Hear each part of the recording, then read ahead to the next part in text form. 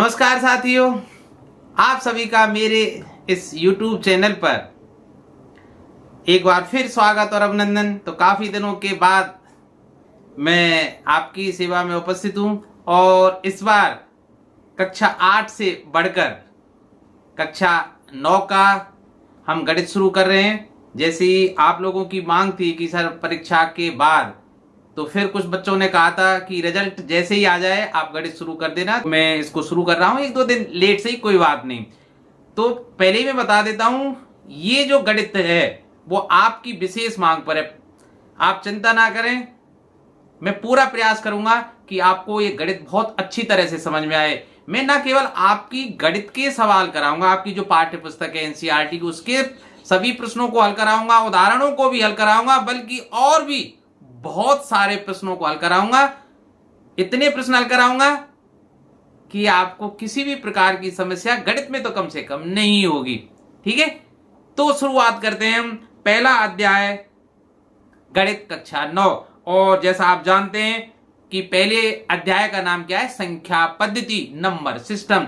अब कक्षा 8 में आप लोग पढ़ चुके हैं, क्या पढ़ चुके हैं कि विभिन्न प्रकार की संख्याएं होती हैं। भाई कौन कौन सी? प्राकृतिक संख्याएं, पूर्ण संख्याएं, पूर्णांक संख्याएं, परमेय संख्याएं।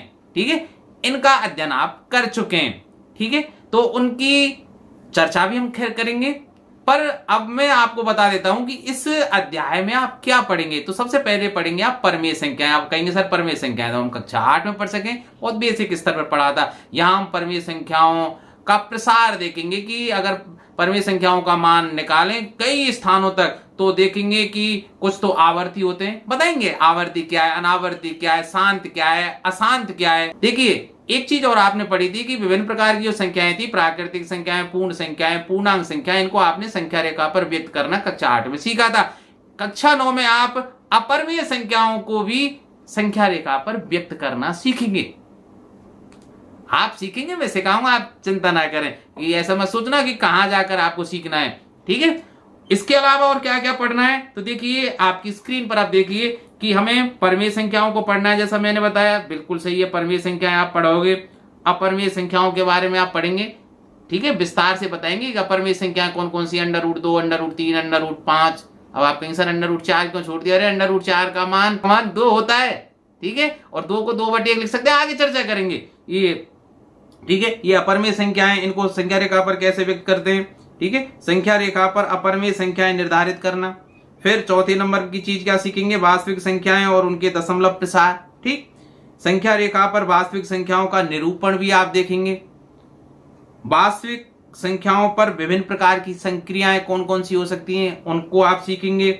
हर का परमेयकरण आप करना सीखेंगे। इसके अलावा 8वीं चीज और सीखेंगे आप कि वास्तविक संख्याओं के लिए घातांक नियम, जो आपकी अंतिम प्रश्नावली है 1.6।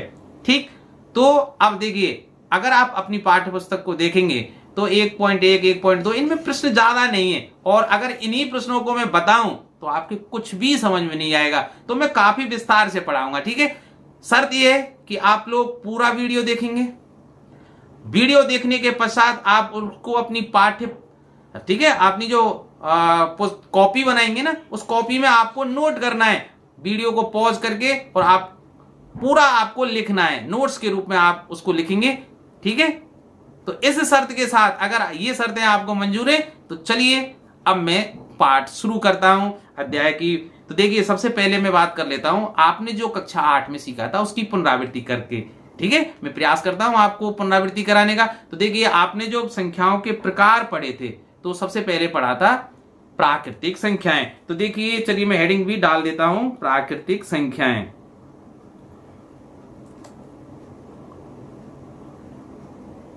प्राकृतिक संख्याएं, और अंग्रेजी में इसको क्या बोलते हैं, नेचुरल नंबर। ठीक है,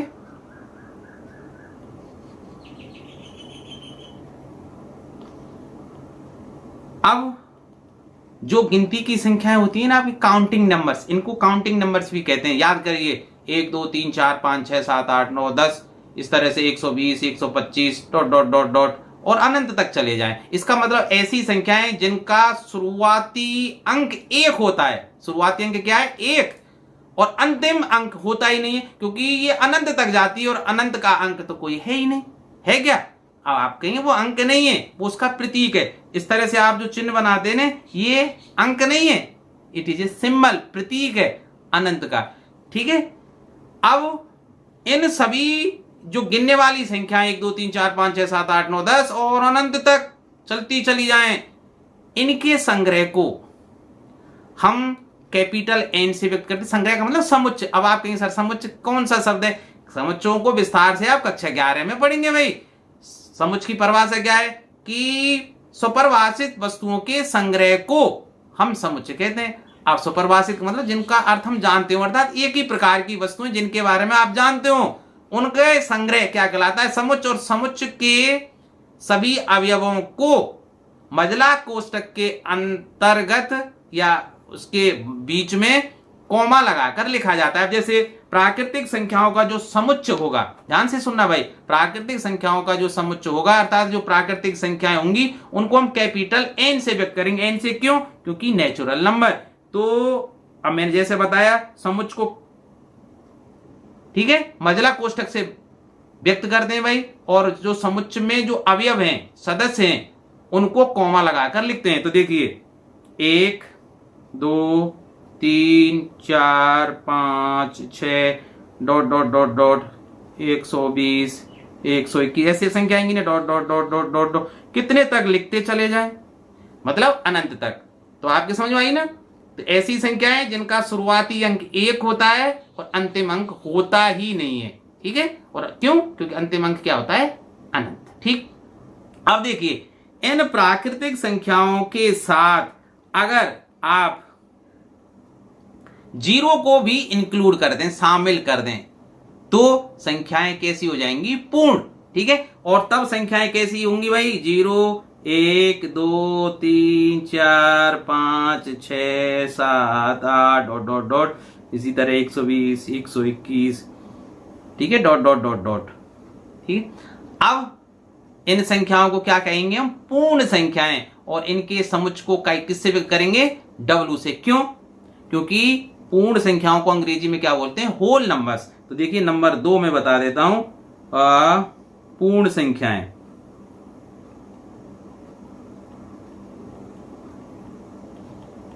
पूर्ण संख्याएं, होल नंबर्स।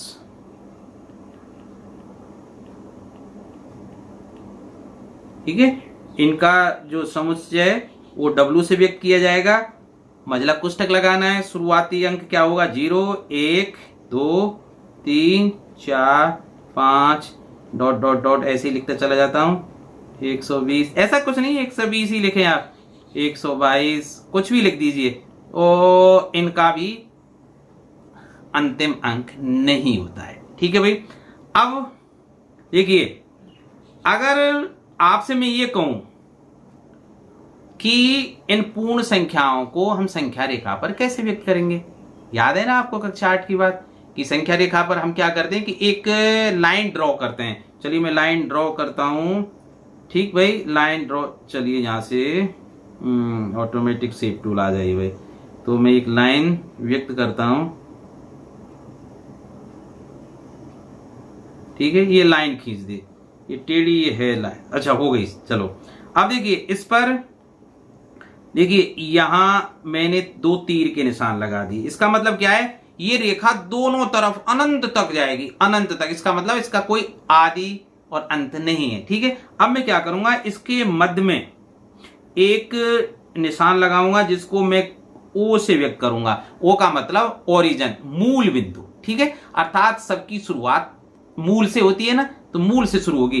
अब इस संख्या रेखा को मैं दाहिनी ओर बराबर बराबर हिस्सों में बराबर बराबर दूरी पर कुछ बिंदु लूंगा भाई। तो जैसे बराबर बराबर दूरी पर, जैसे एक बिंदु यहां ले लिया, एक यहां ले लिया, एक यहां ले लिया, एक यहां ले लेता हूं, यहां ले लेता हूं, यहां ले लेता हूं, इस तरह से ले लेंगे। और इनको मैं 1 2 3 4 5 6 इस तरह से व्यक्त कर देता हूं। ठीक है, तो ये हो गया पूर्ण संख्याओं को, ठीक है, संख्या रेखा पर व्यक्त करना। इसी तरह से व्यक्त करना सीखा था ना कक्षा 8 में। ठीक, शाबाश। अब मैं एक बात और कहूं कि अगर इस चित्र को, जो मैंने संख्या ऐसा व्यक्त करना सिखाया है ना, इसको मैं अगर दर्पण से देखूं, तो आपने दर्पण में चेहरा ध्यान से देखा है कभी? उसमें क्या होता है, बाईं तरफ की बस जो जैसे बायां कान है वो दाईं तरफ दिखाई देगा और दाहिना कान बाईं तरफ दिखाई देगा, अर्थात बाईं वस्तु दाईं ओर और दाहिनी बाईं ओर दिखाई देती है, ऐसे ना। तो मैं इसका दर्पण प्रतिबिंब देखूं तो क्या होगा, ये जो 1 2 3 4 5 6 है वो जीरो की कहां जाएंगी, बाईं तरफ, ऐसे ना। अब जो बाईं तरफ, ठीक है, तो कैसे आ जाएंगे भाई, और बराबर उसी दूरी पर आएंगे, तो कैसे आ जाएंगे भाई, ध्यान रखना भाई, ये जैसे बराबर बराबर दूरी, ये इस तरह से आ जाएंगे। और इनको अब चूंकि देखिए दिशा कैसी हो गई, विपरीत, दिशा विपरीत होने के कारण मैं इन पर चिन्ह लगा देता हूं माइनस का। ध्यान से समझना, मैं प्रत्येक चीज को आपको रटाने का प्रयास नहीं करूंगा, समझाने का प्रयास करूंगा और फिर आप बताना कैसा रहा। देखिए ये टॉपिक इंटरेस्टिंग नहीं है, मैं पहले बता देता हूं। अगर आप मेरे साथ जुड़े रहे, पूरा वीडियो आपने देखा बिना स्किप किए, बिना इसकी स्पीड को बढ़ाए, मैं वादा करता हूं आप भूल नहीं पाएंगे, और नहीं तो आप चैलेंज स्वीकार करके देख लीजिए। ठीक, तो देखिए फिर इसको मैं कैसे कर देता हूं, क्योंकि दिशा विपरीत होने के कारण इसको कैसे लिख देता हूं भाई, -1 -2 -3 -4 -5 लिख दिया भाई।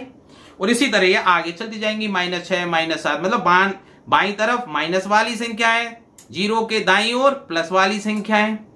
तो इसका मतलब ये संख्याएं किस तरह से हो गई भाई, ये संख्याओं का कैसा समुच्चय, जिसमें ऋणात्मक संख्याएं भी हैं, जीरो भी है, प्लस वाली संख्याएं भी हैं, तो इनको कहेंगे पूर्णांक संख्याएं। क्या कहेंगे, पूर्णांक संख्याएं, और अंग्रेजी में बोलते हैं इंटीजर्स। तो देखिए नंबर 3, पूर्णांक संख्याएं। ठीक है भाई, पूर्णांक संख्याएं अंग्रेजी में इंटीजर्स।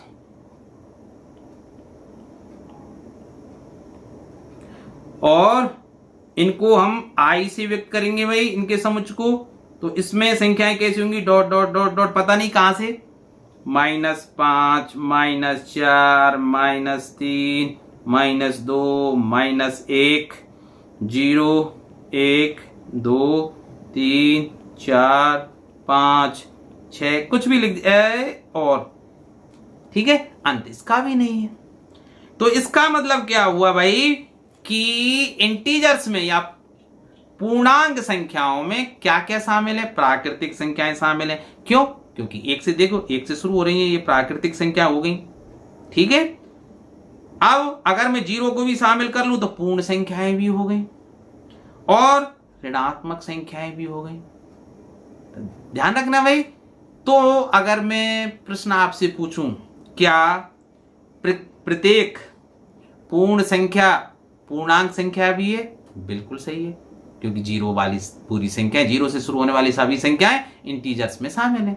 क्या सभी प्राकृतिक संख्याएं पूर्णांक संख्याएं होती हैं? बिल्कुल सत्य बात है। और अगर मैं कहूं क्या सभी पूर्णांक संख्याएं प्राकृतिक संख्याएं होती है? गलत। क्यों गलत है भाई? क्योंकि भाई पूर्णांकों में तो ऋणात्मक संख्याएं भी शामिल हैं, जबकि नेचुरल नंबर में या प्राकृतिक संख्याओं में केवल धनात्मक संख्याएं शामिल है, वो भी 1 से शुरू होने वाली। चलिए, इनकी ये प्रश्न है ऐसे आपकी पाठ्य पुस्तक में भी है और उदाहरण में भी है, उनको वहां कराऊंगा। चलिए पहले मैं पढ़ा लेता हूं। ठीक, अब देखिए हम बात करते हैं किसकी, परमेय संख्याओं की। ठीक, किसकी, परमेय संख्याएं, रेशनल नंबर्स।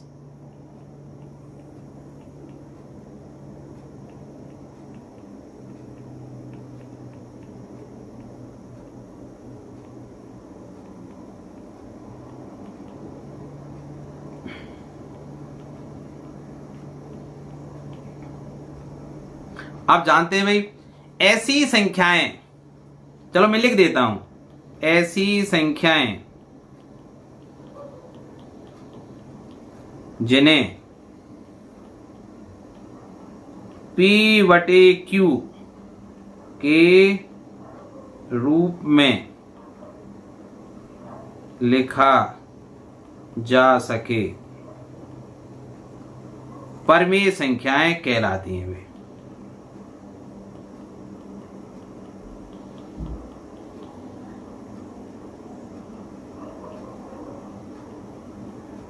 जहां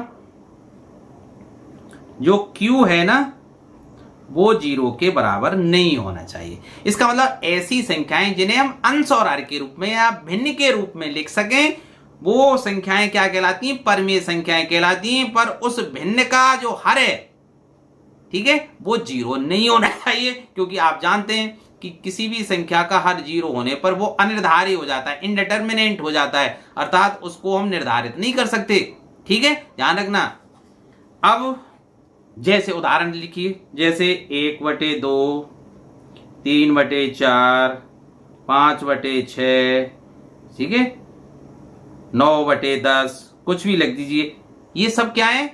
परमेय संख्याएं। अब मैं आपसे पूछूं, क्या -2/3 परमेय संख्या नहीं है? है भाई, सभी समस्य संख्याएं, ठीक है, जिनको हम P/Q के रूप में लिख सकें। शर्त यह है कि Q 0 नहीं होना चाहिए।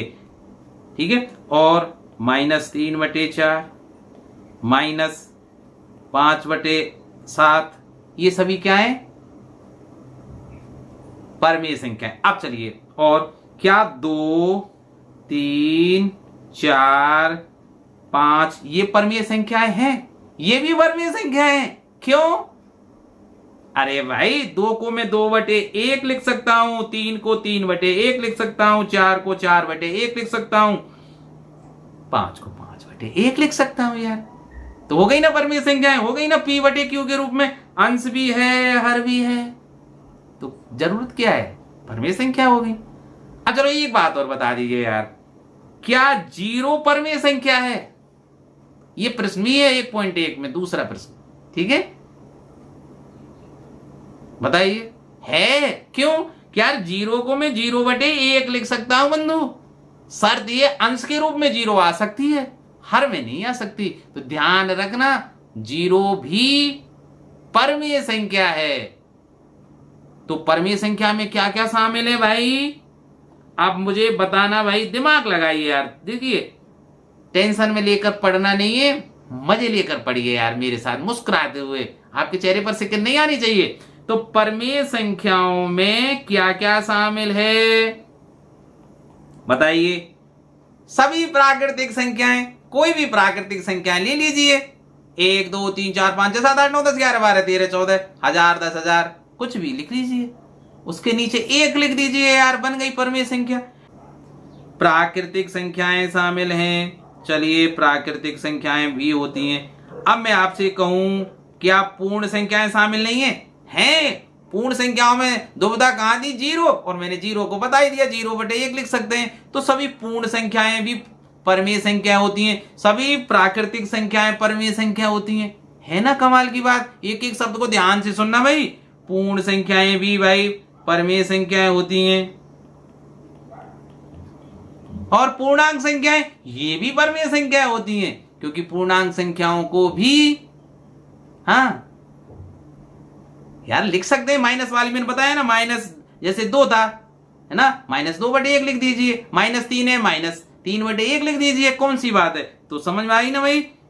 पूर्णांक संख्याएं, इसका मतलब आप मुझे बताइए भाई, all natural numbers, all whole numbers, all integers are included in rational numbers. समझ में आई ना? सभी प्राकृतिक संख्याएं, सभी पूर्ण संख्याएं, सभी पूर्णांक संख्याएं परमेय संख्याएं होती हैं भाई। अब मैं इनको संख्या रेखा पर व्यक्त करना बताऊं, उससे पहले यही आपको परिभाषा बता देता हूं। अपरमेय संख्याएं किन्हें कहते हैं भाई? तो देखिए, चलिए, अपरमेय संख्याएं, अपरमेय संख्याएं, इनको नॉन क्या बोलेंगे? रेशनल नंबर या इर्रेशनल नंबर। ठीक है, दोनों ही बोलते हैं भाई। इर्रेशनल नंबर, IR लगाने से भी विलोम हो जाता है, नॉन लगाने से भी, है ना, NON। नन बोलते हैं, वो से नॉन बोलते हैं, कुछ भी बोल दीजिए यार, हमारा उच्चारण अंग्रेजों जैसा तो हो नहीं सकता। वो हिंदी नहीं बोल सकते शुद्ध, तो हम अंग्रेजी कैसे बोलेंगे भाई? तो इर्रेशनल, ठीक है भाई, नंबर्स। आप बताइए, अर्थात अपरमेय संख्याएं कौन सी हैं भाई जो परमेय नहीं है? सरल परिभाषा है ना। अर्थात ऐसी संख्याएं जो परमेय नहीं है। परमेय कौन सी हैं? जो P बटे Q के रूप में लिखा जा सके। अर्थात ऐसी संख्याएं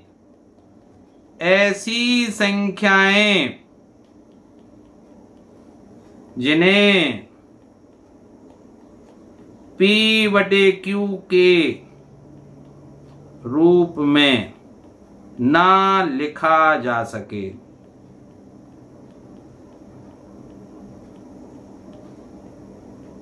अपरमेय संख्याएं कहलाती है।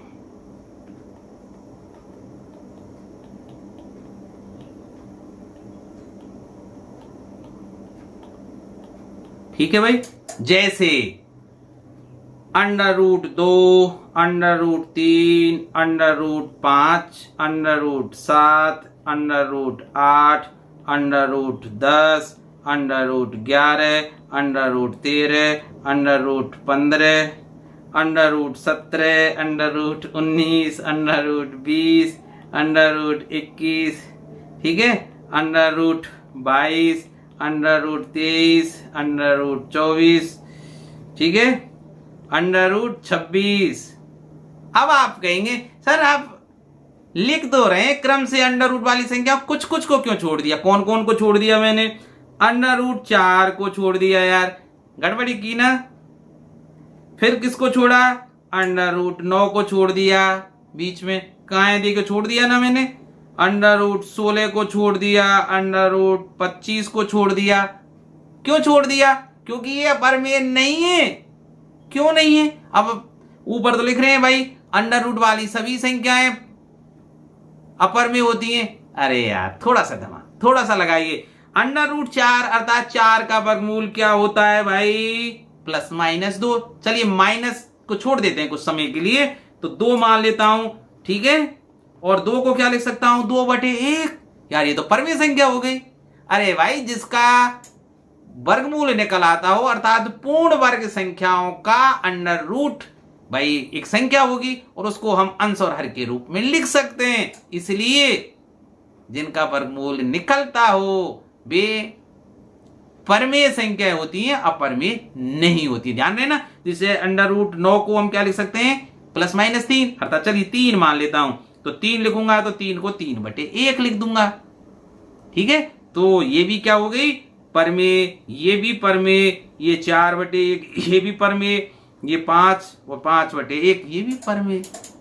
ध्यान रखना। अब √49 परमेय संख्या, क्योंकि 7/1। √50 अपरमेय यार। √29 अपरमेय संख्या है। याद आ गया ना? समझ में आ गया? ठीक है। चलिए अब मैं क्या बताता हूं आपको कि भाई न परमेय संख्याओं को देखिए, अपरमेय संख्याओं का तो अलग से बहुत अच्छा टॉपिक है, ढंग से समझाऊंगा। पर कक्षा 8 की चीज को भी तो रिवाइज करा दूं, हैं? आपको पता तो लगना चाहिए कक्षा 8 का स्टैंडर्ड और 9 के स्टैंडर्ड में थोड़ा सा तो अंतर है यार, हैं? फिर आप बताना मैंने कैसे पढ़ाया। क्या बताने जा रहा हूं? परमेय संख्याओं को कैसे रिप्रेजेंट करते हैं संख्या रेखा पर। तो ठीक है। अब जैसे मैं आपसे कहूं, क्या कहूं कि भाई चलिए प्रश्न ही लिख देता हूं मैं। क्वेश्चन नंबर 1, क्वेश्चन पहला शुरू करता हूं भाई। 4/3 और -4/3 को संख्या रेखा पर व्यक्त कीजिए।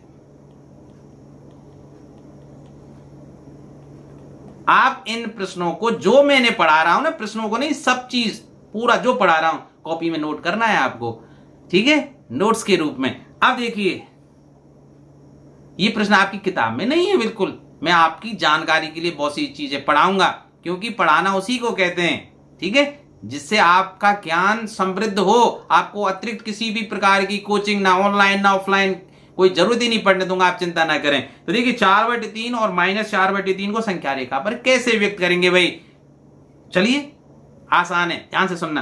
कैसे, मैं एक लाइन खींचता हूं भाई, पहले एक लाइन खींच देता हूं, चलिए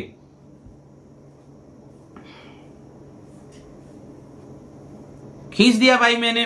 अब देखिए इस पर दोनों तरफ मैंने तीर का निशान लगा दिया, जरूरी है, ठीक है। क्यों? क्योंकि ये दाईं तरफ भी बढ़ेगी, बाईं तरफ भी अनंत तक जाएंगी, ठीक है। अब इसका मिड पॉइंट मुझे लेना है, ठीक है, और उसको क्या नाम देते हैं भाई, ओ का मतलब मूल बिंदु, ओरिजिन, ठीक है। अब मैं क्या करूंगा भाई, यहां कोई एक बिंदु लूंगा भाई, ए बिंदु, चलो पी ले लेता हूं, और यहां ले लेता हूं क्यू, ठीक, बराबर दूरी पर मैंने ले लिए, ये क्यू बिंदु ले लिया। कैसे लिया है कि ओपी का मान 4 है भाई, ठीक है, मतलब पूरी ओपी जो दूरी है उसको 4, और ओ क्यू क्या है, -4। तो सीधी सी बात है, पी किसको व्यक्त कर रहा है, 4 को, और क्यू बिंदु किसको रिप्रेजेंट कर रहा है, -4 को, ठीक, समझना ध्यान से। अब मुझे क्या करना है, 4/3 को संख्या रेखा पर व्यक्त करना है, और -4/3। तो देखिए अब ध्यान से सुनना, ओपी जो दूरी है, ओपी को 3 बराबर भागों में बांटो,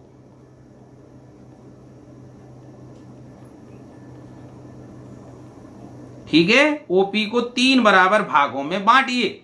ओपी को देखिए ध्यान से देखना, एक बिंदु यहां ले लेता हूं, एक बिंदु यहां ले लेता हूं, बराबर है ना। तो देखिए अब इसको चलिए मान लेता हूं ए बिंदु, इसको मान लेता हूं बी बिंदु। तो देखिए ओ ए बी और बी पी, ध्यान रखना, ओ ए और ए बी और बीपी, ये सभी बराबर है ना भाई।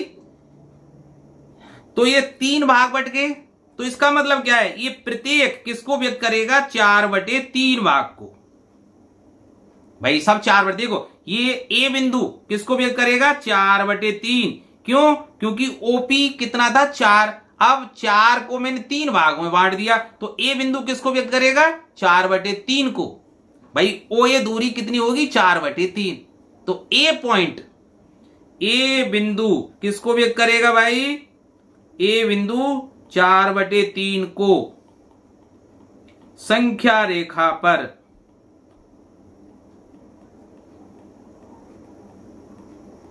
व्यक्त करेगा, समझ। अब आप यहां मुझसे ये क्या पूछ सकते हैं, तो सर बी बिंदु किसको व्यक्त करेगा, अरे भाई बी बिंदु किसको व्यक्त करेगा, ये 4/3 ए तक, और फिर 4/3, इसका मतलब 8/3 को, 4/3 का दोगुना हो जाएगा।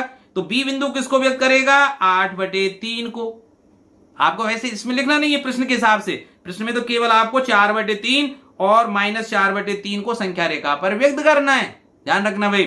तो केवल समझाने के लिए व्यक्त कर रहा हूं। और पी बिंदु किसको व्यक्त करेगा, 12/3 को भाई। देखो 4/3, 8/3, 12/3, और 12/3 अपने आप क्या हो जाता है, 4। आ गया ना समझ में, वेरी गुड, स्मार्ट वर्ड, ठीक है। इसी तरह भाई ओ क्यू को भी हम बराबर 3 भागों में विभाजित करेंगे। तो करिए भाई, ये बिंदु आ गया और एक ये बिंदु आ गया भाई। तो इसको मैं लिख देता हूं के, इसको एल, तो अपने आप है ओ के भी -2/3, के एल भी -2/3, और एल क्यू भी -2/3। तो के बिंदु किसको व्यक्त करेगा, -4/3 को, ठीक है। ओ क्यू -4/3, के एल -4/3, और एल क्यू -4/3, ठीक है। तो के किसको व्यक्त करेगा, -4/3 को, ठीक। अब मैं पूछूं एल बिंदु किसको व्यक्त करेगा भाई, बताइए। एल बिंदु व्यक्त करेगा -8/3 को, और क्यू बिंदु किसको व्यक्त करेगा, -12/3 को। तो -12/3 का मतलब -4 हो जाएगा। तो देखिए अब हमें केवल संख्या रेखा पर मुझे क्या व्यक्त करना था, 4/3 और ठीक है, 4/3 को। तो देखिए इनको हटा देता हूं भाई, तो अरे ये भी हट भाई, ये भी ठीक है, और फिर भाई इसको भी मैं हटा देता हूं। ठीक, तो ए बिंदु तो 4/3 को संख्या रेखा पर व्यक्त कर रहा है, और बी बिंदु, सॉरी कौन सा, के बिंदु, के बिंदु -4/3 को संख्या रेखा पर व्यक्त करेगा। तो आ गया ना समझ में भाई, वेरी गुड। अब एक प्रश्न और ले लेते हैं कि आप वैसे कर लेंगे इनको ना, इजी है, और ये आपके मतलब कोर्स में भी नहीं है। वास्तविकता क्या है, अपरिमेय संख्याओं को व्यक्त करना आपके कोर्स में। चलिए अब मैं एक चीज, मैं धीरे धीरे आपको देखिए उस स्तर तक ले चलूंगा जिससे आप किताबों के प्रश्न को हल करने लग जाएं। अब देखिए कि मैं आपसे प्रश्न करूं, प्रश्न संख्या 2, कि कोई दो संख्याएं -2 और 6 के मध्य परिमेय संख्या ज्ञात कीजिए।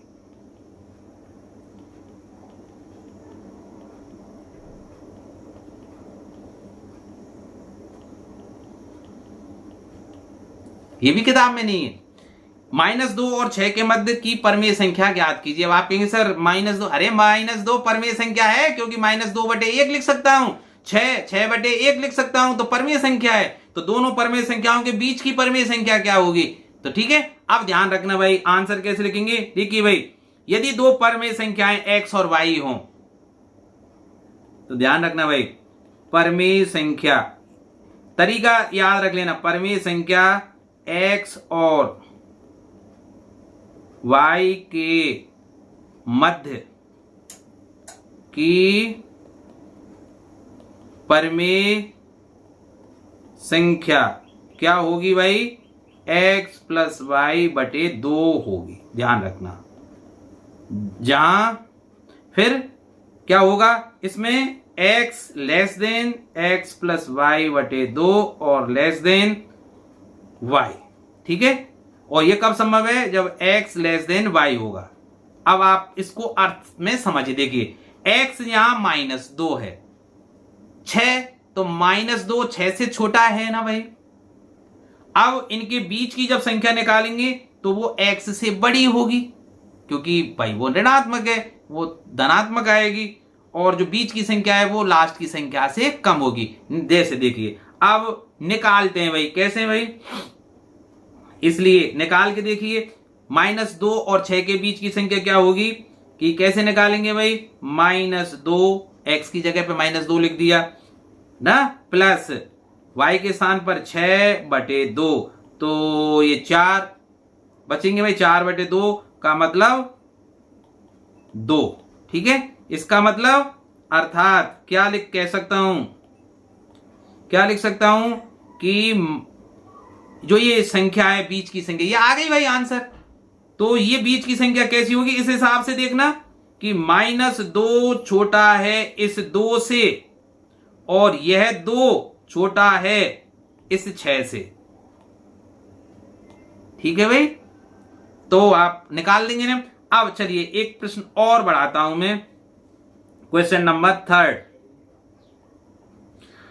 अगर ये आ जाए कि भाई -2/3 और 1/4 के मध्य की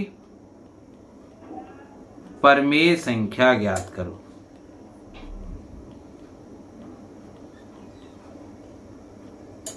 तब कैसे निकालेंगे? उसी तरह निकालेंगे भाई। कैसे निकालेंगे भाई?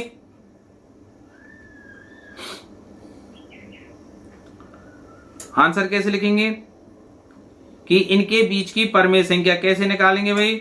-2/3 प्लस 1/4, और इसमें भाग कितने का दे देंगे? 2 का। ठीक है भाई, दोनों को जोड़कर 2 का भाग दे दीजिए। बटे का मतलब भाग ही तो होता है। तो देखिए अब इसको सरल कर लें भाई, लघुत्तम कितना आ जाएगा 12, तो 8, ठीक है, और प्लस ये आ जाएंगे 3, ठीक सर, और इसमें भाग लग जाएगा 2 का, तो इसका मतलब -5, क्योंकि 8 माइनस के हैं भाई, +3 जोड़ेंगे तो -5/12, और इसमें भाग हम 2 का देंगे तो क्या आ जाएगा भाई -5/12 गुणा 2 नीचे आएगा हर एक में, ठीक है, 1/2, इसका मतलब -5/24, ठीक है। ये इनके बीच की परमेय संख्या होगी। क्यों? क्योंकि देखिए आप देख ही रहे हैं, अर्थात आई अर्थात -2/3 छोटा है -5/24 से, और ये छोटा है 1/4 से, ठीक भाई। तो इस तरह से आप इसको लिख देंगे। समझ में आ गई ना भाई? तो सरल सी बात है। अब चलते हैं हम, चलिए अब तक तो मैंने एक एक पे, अब थोड़ा सा स्तर बढ़ाता हूं ना, बढ़ाते हैं ना प्रश्न। जैसे चलिए क्वेश्चन नंबर 3 कि -3 तथा 5 के मध्य 3 परमेय संख्याएं ज्ञात कीजिए।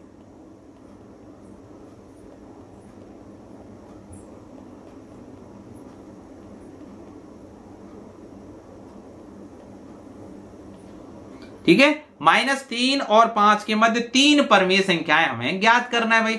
अब कैसे ज्ञात करें? अब तक तो आपने एक ही पढ़ा था भाई, तो निकालिए, अब घबराने की क्या बात है भाई। तो देखिए कैसे निकालेंगे। पहले तो नंबर 1 -3 एवं 5 के मध्य की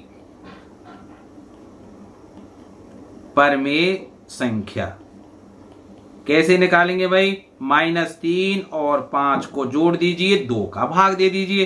5 में से -3 जाएंगे तो 2/2 अर्थात 1 होगी भाई, ठीक है। अब देखिए इसका मतलब क्या हुआ, अर्थात अब इसको मैं कैसे लिख सकता हूं बंधु? -3 छोटा है 1 से और 1 छोटा है 5 से, ठीक। अब देखिए नंबर 2, अब मैं क्या करूंगा, आप डरना नहीं है आपको। अब देखिए यहां तक पहुंच गए। अब देखिए -3 एवं 1 के मध्य की, अब पहले मैं क्या करूंगा, -3 और 1 के बीच की परमेय निकालूंगा। आप ध्यान रखना, 2 परमेय संख्याओं के बीच अनंत परमेय संख्याएं ज्ञात कर सकते हैं। देखिए पहले मैं आपको पूरी विधि बता रहा हूं थोड़ा विस्तार से, जिससे आपके दिमाग में बैठ जाए। फिर आपको मैं क्विक वाली विधि बताऊंगा, जल्दी से आप कैसे निकालें चुटकियों में, पर इसके लिए सीखना तो पड़ेगा यार आपको, ठीक। तो देखिए अब मैं ध्यान से समझ ली, -3 और 1 के बीच की परमेय, मध्य की परमेय संख्या निकालिए भाई।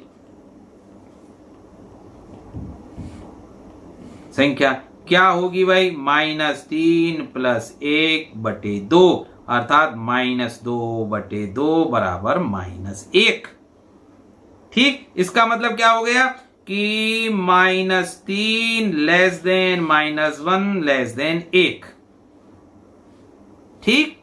अब मैं क्या करता हूं, थर्ड नंबर, अब 1 और 5 के बीच की परमेय संख्या है। अब यहां 1 और 5 के बीच की निकालें। अब 1 और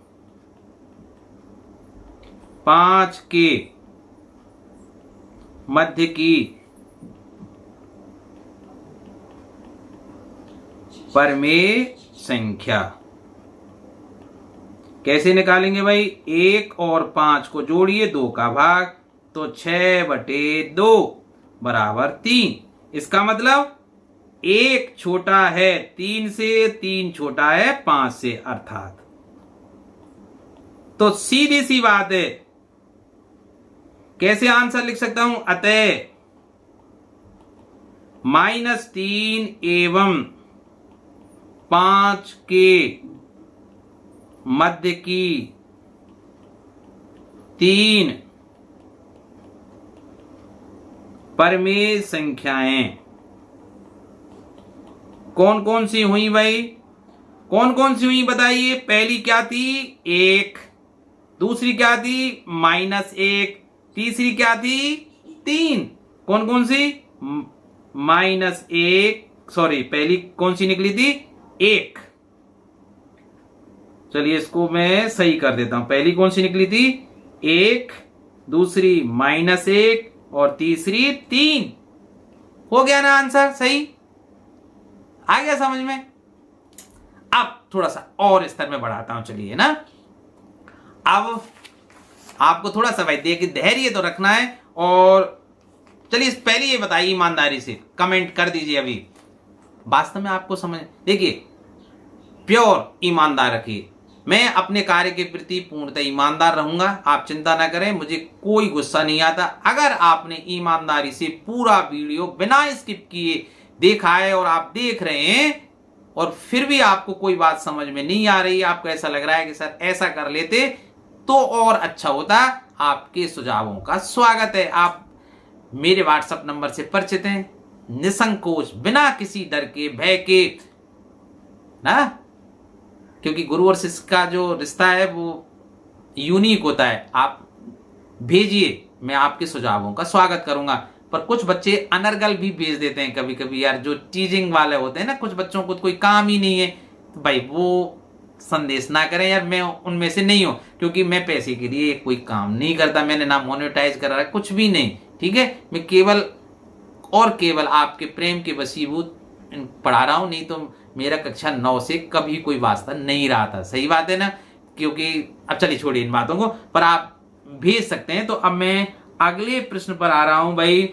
अब मैं आपसे कहूं, क्या कहूं कि भाई आप, और जैसे 10 संख्याएं, अब चलिए मैं लेता हूं उदाहरण, आप तभी मानोगे जब एक बड़ा सा उदाहरण मैं ले लूंगा।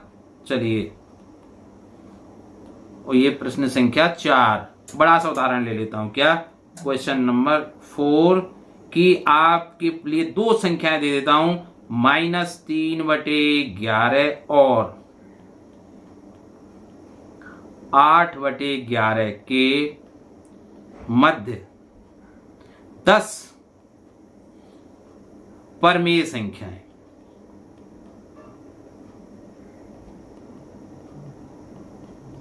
ज्ञात कीजिए।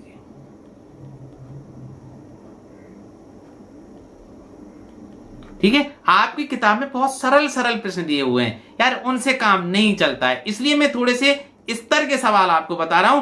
तब मैं आपकी अगर कराने बैठूंगा ना, उन प्रश्नों को बहुत इजी लगेंगे। आप कहेंगे सर इनको क्यों बता रहे हो, आपने पहले ही काफी बड़े प्रश्न इनसे करा दिए। ठीक है, चिंता ना करें, मैं उदाहरण भी कराऊंगा, आपके प्रश्न भी कराऊंगा, और ये तो करा ही रहा हूं। चलिए भाई, अब 10 परमेय संख्याएं कैसे करें भाई? अब जैसे मैंने अभी प्रश्न संख्या 3 में आपको बताया था यार, ऐसे करने लगे तो कम से कम 2 घंटे लगेंगे एक प्रश्न को हल करने में, तो ऐसे तो काम चलेगा नहीं। तो मैं जैसा पहले कहा था ना, पहले कोई और विधि बताऊंगा, अब काम की विधि ये है यार, इस सवाल को कैसे करें। अब हम जानते हैं, देखिए हल करने का तरीका ध्यान से सुनना, बहुत शॉर्ट में बताऊंगा मैं यहां से आगे। हम जानते हैं, क्या जानते हैं भाई?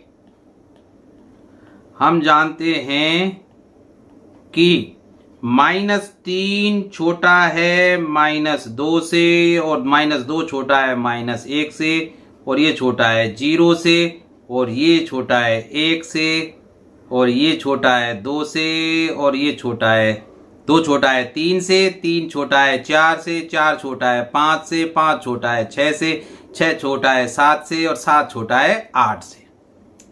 अब आप कहेंगे सर इसको मैंने क्यों बताया? सब्र रखिए।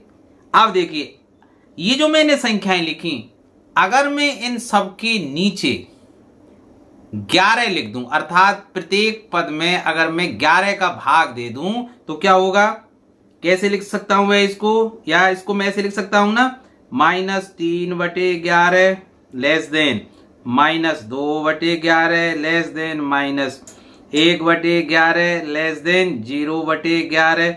0/11 तो यार 0 रहता है ना, इसलिए सब ये सबसे छोटा ही रहेगा। 1/11 और ये 1/11 छोटा होगा 2/11 से, 2/11 छोटा होगा 3/11 से, और ये छोटा होगा 4/11 से, 4/11 छोटा होगा 5/11 से, और 5/11 छोटा होगा 6/11 से, ये 7/11 से छोटा होगा, और 7/11 भी छोटा होगा 8/11 से। अब आप कहेंगे सर इतना क्यों बोल रहे हो, कितना? अरे यार यही तो प्रश्न है, ध्यान से देखिए। -3/11 और 8/11 के मध्य 10 परमेय संख्या निकालनी है, तो सीधी सी बात है -3/11 को छोड़ दीजिए और 8/11 को छोड़ दीजिए। ये सारी बीच की संख्याएं परमेय संख्याएं ही तो हैं, गिन लीजिए। 1 2 3 4 5 6 7 8 9 10 हो गई ना 10, इनको ही लिख दीजिए बस, ठीक है। तो कौन कौन सी हो जाएंगी? अतः -3/11 और 8/11 के मध्य 10 परमेय संख्याएं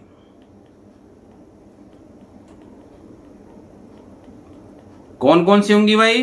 -2/11, कोमा लगा के -1/11, कोमा लगा के 0/11, 1/11, 2/11, 3/11, 4/11, कोमा लगा के 5/11, 6/11 और 7/11 होंगी। बीच बीच की निकाल दीजिए, तो हो गया ना भाई आंसर। कितना आसान है, ठीक। अब देखिए, अब आपकी देखिए ये मेरे पास किताब है, ठीक है, ये रही किताब। अब मैं इसके उदाहरण लेके देखता हूं और आपको सीधे सीधे बताऊं। आप अपना पेज नंबर खोल लीजिए भाई, और 4, ठीक है, पेज नंबर 4 देखिए। इसमें उदाहरण केवल 2 दे रखे हैं यार, बहुत ठीक है, और 2 उदाहरणों से कुछ समझ, और 2 ही प्रश्न दे रखे हैं यार, तो क्या है, इतने से समझ में आता है। तो देखिए उदाहरण नंबर 1 क्या था, मैं लिख नहीं रहा हूं इसको, आपको केवल बोल के बता देता हूं। देखिए पहला प्रश्न इसमें है कि नीचे दिए गए कथन सत्य या असत्य, कारण के साथ अपना उत्तर दीजिए। पहला है प्रत्येक पूर्ण संख्या एक प्राकृतिक संख्या होती है। प्रत्येक पूर्ण संख्या, पहला क्या है, प्रत्येक पूर्ण संख्या एक प्राकृतिक संख्या होती है। गलत है यार, असत्य है, उल्टा तो इसका सही था। प्रत्येक पूर्ण संख्या प्राकृतिक संख्या कैसे हो सकती है, क्योंकि 0 पूर्ण संख्या है लेकिन प्राकृतिक संख्या नहीं है। प्राकृतिक संख्या तो 1 से शुरू होती हैं और अनंत तक जाती हैं, और पूर्ण संख्याएं 0 से शुरू होती हैं। तो अगर ये प्रश्न ये होता कि प्रत्येक प्राकृतिक संख्या पूर्ण संख्या होती है तो सत्य होता, लेकिन अब तो ये गलत है, क्योंकि प्रश्न क्या पूछ रहा था, प्रत्येक पूर्ण संख्या एक प्राकृतिक संख्या होती है। सत्य और असत्य पूछ रहा था, तो ये असत्य है, क्योंकि 0 एक पूर्ण संख्या है लेकिन प्राकृतिक संख्या नहीं है। आप अपनी किताब से पढ़ लेना और नोटबुक में उतार लेना, ठीक। अब दूसरा प्रश्न है, प्रत्येक पूर्णांक एक परमेय होता है। ये तो सही है भाई, क्योंकि प्रत्येक कोई भी पूर्णांक हो, चाहे धनात्मक हो, ऋणात्मक हो, चाहे 0 हो, उसको अंश के रूप में और हर के रूप में लिख सकते हैं, क्योंकि हर का सबका 1 होता है भाई। सब में 1 लगा दीजिए, जैसे 2 है तो 2/1 लिख दीजिए, 3 है तो 3/1, 0 है तो 0/1, 5 है तो 5/1, -6 है तो -6/1। तो सभी पूर्णांक संख्याएं क्या होती हैं, परमेय संख्याएं होती हैं। That's right. अब तीसरा, और इसमें अंतिम है, पहले प्रश्न में 3 प्रश्न दिए हुए हैं 70 और असत्य के लिए। प्रत्येक परमेय संख्या एक पूर्णांक होती है। गलत है भाई, प्रत्येक परमेय संख्या पूर्णांक कैसे हो सकती है? पूर्णांक का मतलब जो भिन्न में नहीं हो, है ना, दशमलव दशमलव में नहीं हो, पूरी संख्या जैसे 2 3 5 8 ये पूर्णांक हैं। तो प्रत्येक परमेय संख्या कैसे होता है, जैसे 2/3 है यार, एक तो ये पूर्णांक में क्या है, 2/3 तो क्या हो जाएगा 0.67। तो प्रत्येक परमेय संख्या पूर्णांक नहीं होती। इट मींस ये सेंटेंस गलत है, ठीक। अब चलिए दूसरे प्रश्न को मैं बता देता हूं। उदाहरण नंबर 2 क्या था, एग्जाम्पल नंबर 2, और इसमें क्या है भाई, 1 और 2 के बीच 5 परमेय संख्याएं, कितनी, 5 परमेय संख्याएं ज्ञात करनी है। अब देखिए जो मैंने विधि जो पहले बताई थी उदाहरण 1 2 3 में, यार वो तो बहुत लेंदी थी, वो आपको समझाने की दृष्टि से बताई थी। अब इनका एक सरल तरीका है। क्या तरीका है? जैसे देखिए मुझे 1 और 2 के बीच 5 परमेय संख्या लानी है।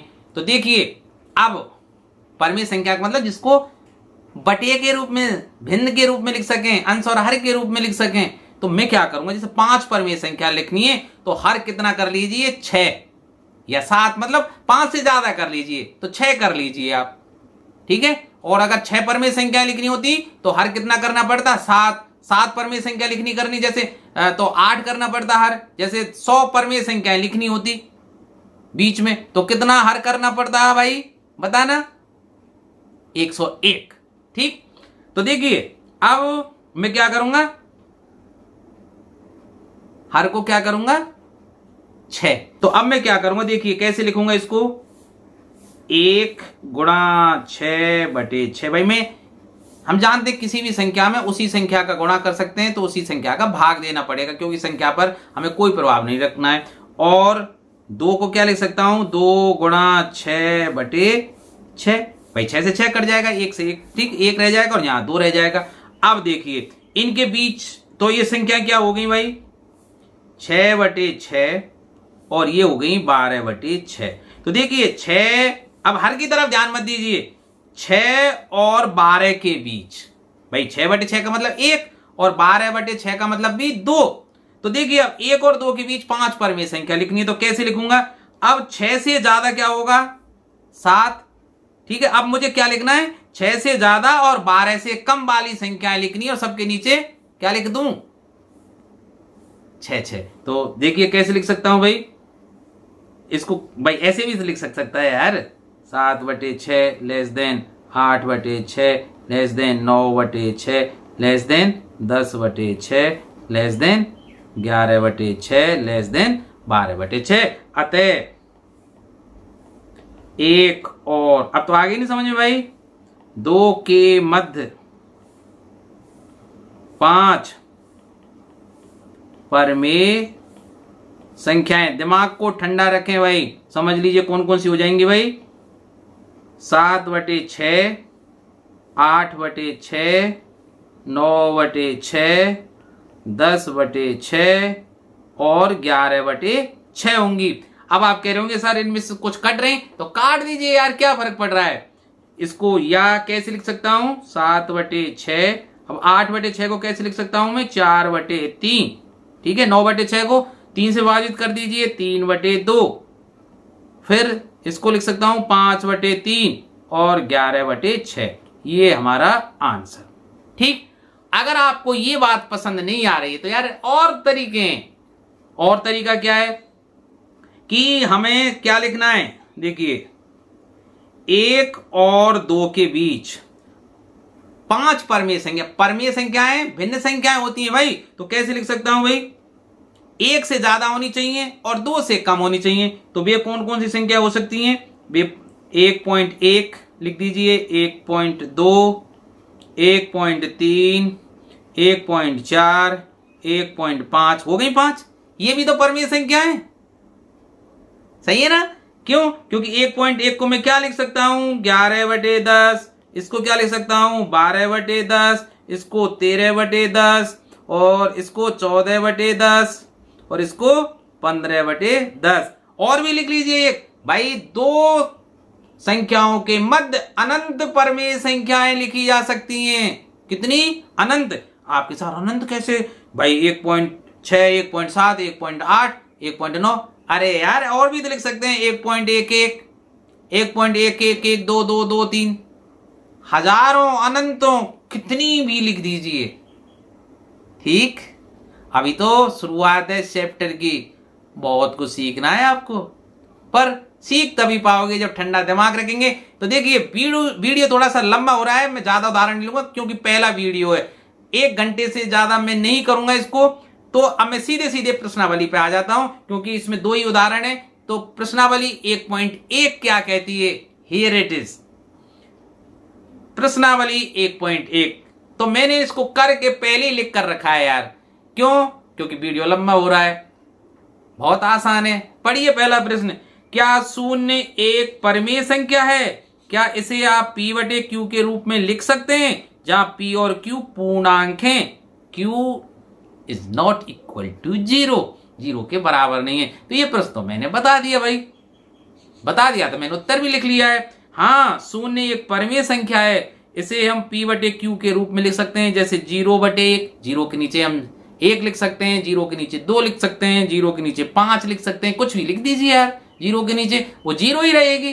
तो परिभाषा तो हमारी हो गई ना, क्योंकि परमेय संख्या में हर 0 नहीं होना चाहिए, अंश हो सकता है। ठीक है, तो हर तो हमारा क्या है, 1 है या 2 है या 5 है। ठीक, तो अब प्रश्न संख्या क्या है, दूसरी, 3 और 4 के बीच 6 परमेय संख्या निकलनी है भाई। कितनी? 6। तो मैंने बताया ना कितनी परमेय संख्या लिखनी है, 6। तो हर को कितना कर दीजिए, 7। तो देखिए 3 को क्या लिख सकता हूं मैं, आप लिख दीजिए इस तरह, 3 को लिख सकता हूं भाई, हर 7 रखना है तो 3 को लिखूंगा 3 गुणा 7 बटे 7। ठीक भाई, 7 से 7 कट गया, और इसको लिखूंगा 4 गुणा 7 बटे 7। ठीक, तो अब देखिए ये कितना हो गया, 21 बटे 7। ठीक है, और ये कितना हो जाएगा, 28 बटे 7। अब 21 बटे 7 से ज्यादा बड़ी संख्याएं लिखिए और 28 बटे 7 से छोटी संख्याएं लिख दीजिए। कौन कौन सी हो जाएंगी वे संख्याएं, वो हो जाएंगी 22 बटे 7, 23 बटे 7, 24 बटे 7, 25 बटे 7, 26 बटे 7, 27 बटे 7 और 28। तो देखिए अब बीच में देखो, क्योंकि 21 बटे 7 का मतलब तो 3 है भाई, और 28 बटे 7 का मतलब 4 है। तो बीच की संख्या है कौन कौन सी, 22 बटे 7, 23 बटे 7, 24 बटे 7, 25 बटे 7, 26 बटे 7 और 27 बटे 7। ये क्या हो जाएंगी, 6 परमेय संख्याएं हो जाएंगी। कैसे लिखिए, पढ़ लीजिए आप भाई। 6 परमेय संख्याएं ज्ञात करने के लिए हर को एक ज्यादा अर्थात 7 होना चाहिए। ठीक, अब 3 को लिख सकते हैं 3 गुणा 7 बटे 7 अर्थात 21 बटे 7। 4 को लिख सकते हैं 4 गुणा 7 बटे 7, 7 से 7 कट गया यार, अर्थात 28 बटे 7 लिख सकते हैं ना। अब अतः 3 और 4 के बीच 6 परमेय संख्याएं ज्ञात करने के लिए अंश को हम 21 से ज्यादा रखेंगे, 28 से कम, अर्थात 22 और 27 के बीच बदल बदल कर लिख देंगे, और सबके नीचे हर क्या लिख देंगे, 7 लिख देंगे। तो देखिए अतः परमेय संख्या क्या होंगी, 22 बटे 7, 23 बटे 7, 24 बटे 7, 25 बटे 7, 26 बटे 7 और 27 बटे 7। ठीक, और दूसरा तरीका भी मैंने लिख दिया है वही, कि 3 और 4 के बीच 6 परमेय संख्या ज्ञात करनी है। तो आप ऐसे भी लिख दीजिए 3.1, 3.2, 3.3, 3.4, 3.5 और 3.6, क्योंकि ये भी तो परमेय संख्या है पॉइंट वाले। क्योंकि इसको क्या लिख सकता हूं मैं, 31 बटे 10 भाई, 3 से ज्यादा होनी चाहिए। 31 बटे 10 भी तो 3.1 हो गया। 32 बटे 10, 33 बटे 10, 34 बटे 10, कॉमा बीच में लगा दीजिए भाई, 35 बटे 10 और 36 बटे 10। और जो कट रही है उनको काट देना भाई, इस तरह से भी लिख देना 31 बटे 10। मैंने कहा ना अनंत लिख सकते हैं, तो 32 बटे 10 को भी काट दें भाई, तो 16 बटे 5 और ये 33 बटे 10 और ये 17 बटे 5 काट दिया भाई। 5 से इसको काटेंगे, 5 7 35, तो 7 बटे 2 और ये 18 बटे 5। ठीक है, तो ये भी आंसर हो जाएगा। अब देखिए 3 बटे 5 और 4 बटे 5 के बीच 5 परमेय संख्याएं ज्ञात कीजिए। सरल है भाई। उसी तरह भाई आप चाहे दशमलव में बदल कर लिख लीजिए, कोई सा भी तरीका। जैसे 3 बटे 5 को मैं क्या लिख सकता हूं, 0.6, और 4 बटे 5 को क्या लिख सकता हूं, 0.8 लिख सकता हूं ना। तो देखिए 0.6 से ज्यादा कीजिए, 0.8 से कम कीजिए। जैसे 0.61, 0.62, 0.63, 0.64, 0.65, 0.66, 0.67, 0.68, 0.69, 0.6। ठीक है, इसी तरह आप कहां तक लिख सकते हैं, 0.8 तक, 0.71, 0.72, 0.73, 0.78, कितनी भी संख्या लिख दीजिए। आप 100 भी लिख सकते थे। कैसे, फिर उसके बाद ऐसे लिख के 0.66, 0.611, 0.612, 0.613, 0.614, 0.615, 0.616 लिख सकते हैं ना। फिर जब एक पूरा हो जाए तो पॉइंट, फिर क्या लिख से 0.62, 0.622, 0.623, ठीक है, 0.624, तो लिख सकते हैं ना। ट्राई करिए, पेन कागज निकाल के लिखिए 100 इनके बीच में परमेय संख्याएं, लिख देंगे ना। चलिए तो देखिए चौथा प्रश्न ये रहा, नीचे दिए गए कथन सत्य हैं या असत्य हैं, कारण के साथ अपने उत्तर दीजिए।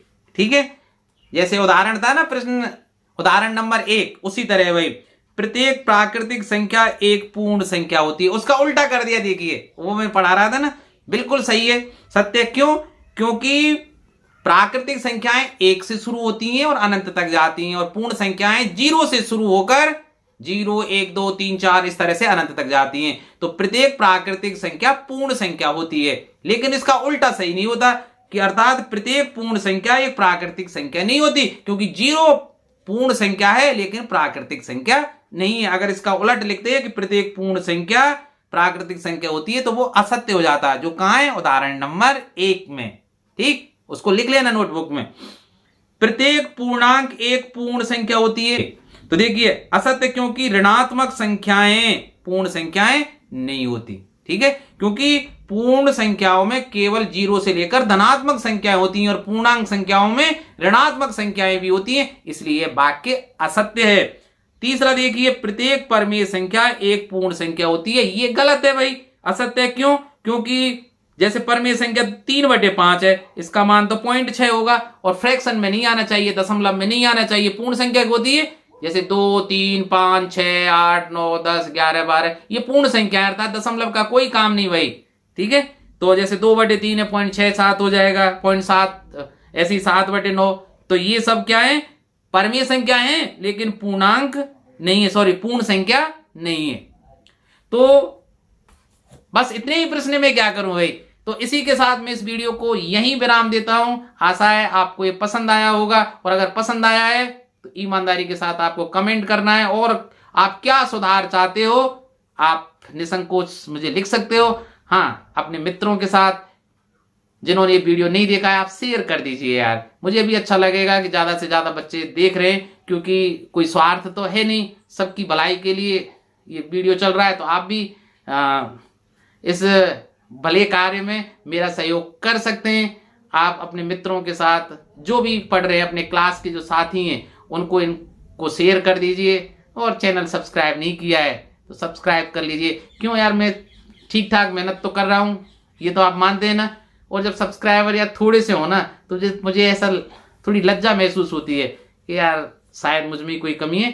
अगर कमी है तो आप निसंकोच बता सकते हैं। तो अगले वीडियो तक आप खुश रहिए और पढ़ते रहिए। धन्यवाद।